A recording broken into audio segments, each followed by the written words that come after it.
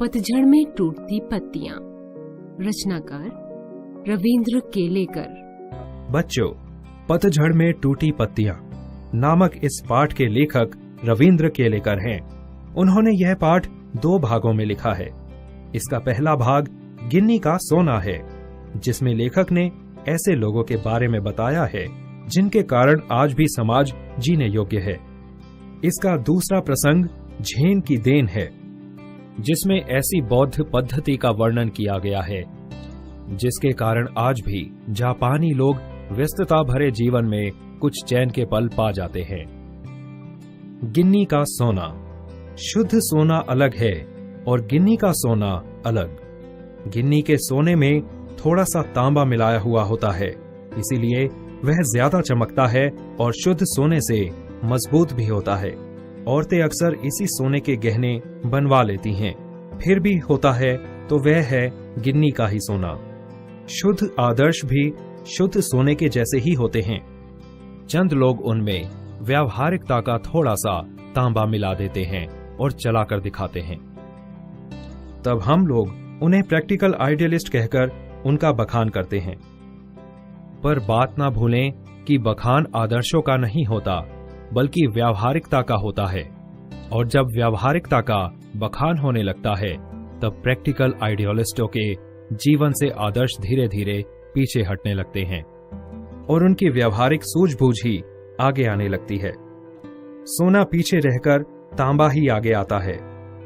चंद लोग कहते हैं गांधी जी प्रैक्टिकल आइडियलिस्ट थे, व्यावहारिकता को पहचानते थे, उसकी कीमत जानते थे, इसीलिए वे अपने विलक्षण आदर्श चला सके, वरना हवा में ही उड़ते रहते, देश उनके पीछे न जाता। हाँ, पर गांधी जी कभी आदर्शों को व्यावहारिकता के स्तर पर उतरने नहीं देते थे, बल्कि व्यावहारिकता को आदर्शों के स्तर पर चढ़ाते थे। वे सोने में तांबा नहीं, बल्कि तांबे में सोना मिलाकर उसकी कीमत बढ़ाते थे। इसलिए सोना ही हमेशा आगे आता रहता था। व्यवहारवादी लोग हमेशा सजग रहते हैं, लाभ हानि का हिसाब लगाकर ही कदम उठाते हैं। वे जीवन में सफल होते हैं, अन्यों से आगे भी जाते हैं, पर क्या वे ऊपर चढ़ते हैं? खुद ऊपर चढ़ें और अपने साथ दूसरों को भी ऊपर ले चलें, यही महत्व की बात है। यह काम तो हमेशा आदर्शवादी लोगों ने ही किया है। समाज के पास अगर शाश्वत मूल्यों जैसा कुछ है तो वह आदर्शवादी लोगों का ही दिया हुआ है। व्यवहारवादी लोगों ने तो समाज को गिराया ही है। झेन की देन। जापान में मैंने अपने एक मित्र से पूछा, यहाँ के लोगों को कौन सी बीमारियां अधिक होती हैं? मानसिक, उन्होंने जवाब दिया। यहाँ के 80% लोग मनोरुग्ण हैं। इसकी क्या वजह है? कहने लगे, हमारे जीवन की रफ्तार बढ़ गई है। यहाँ कोई चलता नहीं बल्कि दौड़ता है, कोई बोलता नहीं बकता है। हम जब अकेले पढ़ते हैं तब अपने आप से लगातार बड़बड़ाते रहते हैं। अमेरिका से हम प्रतिस्पर्धा करने लगे। 1 महीने में पूरा होने वाला काम 1 दिन में ही पूरा करने की कोशिश करने लगे। वैसे भी दिमाग की रफ्तार हमेशा तेज ही रहती है। उसे स्पीड का इंजन लगाने पर वह 1000 गुना अधिक रफ्तार से दौड़ने लगता है। फिर एक क्षण ऐसा आता है जब दिमाग का तनाव जाता है और पूरा इंजन टूट जाता है।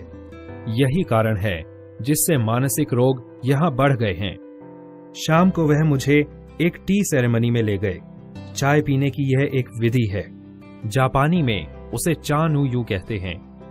वह एक 6 मंजिली इमारत थी, जिसकी छत पर दफ्ती की दीवारों वाली और तातामी यानी चटाई की जमीन वाली एक सुंदर पर्णकुटी थी।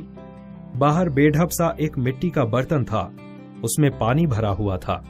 हमने अपने हाथ पांव इस पानी से धोए, तौलिए से पोंछे और अंदर गए। अंदर चाजीन बैठा था। हमें देखकर वह खड़ा हुआ। कमर झुकाकर उसने हमें प्रणाम किया। 2 झो यानी आइए तशरीफ लाइए कहकर स्वागत किया। बैठने की जगह हमें दिखाई, अंगीठी सुलगाई, उस पर चायदानी रखी। बगल के कमरे में जाकर कुछ बर्तन ले आया, तौलिए से बर्तन साफ किए। सभी क्रियाएं इतनी गरिमापूर्ण ढंग से की कि उसकी हर भंगिमा से लगता था मानो जय जयवंती के सुर गूंज रहे हों। वहां का वातावरण इतना शांत था कि चायदानी व पानी का खदबदाना भी सुनाई दे रहा था। चाय तैयार हुई, उसने वह प्यालों में भरी, फिर वे प्याले हमारे सामने रख दिए गए। वहां हम 3 मित्र ही थे। इस विधि में शांति मुख्य बात होती है, इसलिए वहां 3 से अधिक आदमियों को प्रवेश नहीं दिया जाता। प्याले में 2 घूंट से अधिक चाय नहीं थी। हम ओठों से प्याला लगाकर एक एक बूंद चाय पीते रहे। करीब 1.5 घंटे तक चुस्कियों का यह सिलसिला चलता रहा। पहले 10-15 मिनट तो मैं उलझन में पड़ा, फिर देखा दिमाग की रफ्तार धीरे धीरे धीमी पड़ती जा रही है। थोड़ी देर में बिल्कुल बंद भी हो गई। मुझे लगा मानो अनंत काल में मैं जी रहा हूं। यहां तक कि सन्नाटा भी मुझे सुनाई देने लगा। अक्सर हम या तो गुजरे हुए दिनों की खट्टी मीठी यादों में उलझे रहते हैं या भविष्य के रंगीन सपने देखते रहते हैं। हम या तो भूतकाल में रहते हैं या भविष्य काल में। असल में दोनों काल मिथ्या हैं। एक चला गया है, दूसरा आया नहीं है। हमारे सामने जो वर्तमान क्षण है वही सत्य है, उसी में जीना चाहिए। चाय पीते पीते उस दिन मेरे दिमाग से भूत और भविष्य दोनों काल उड़ गए थे। केवल वर्तमान क्षण सामने था और वह अनंत काल जितना विस्तृत था। जीना किसे कहते हैं उस दिन मालूम हुआ। झेन परंपरा की यह बड़ी देन मिली है जापानियों को।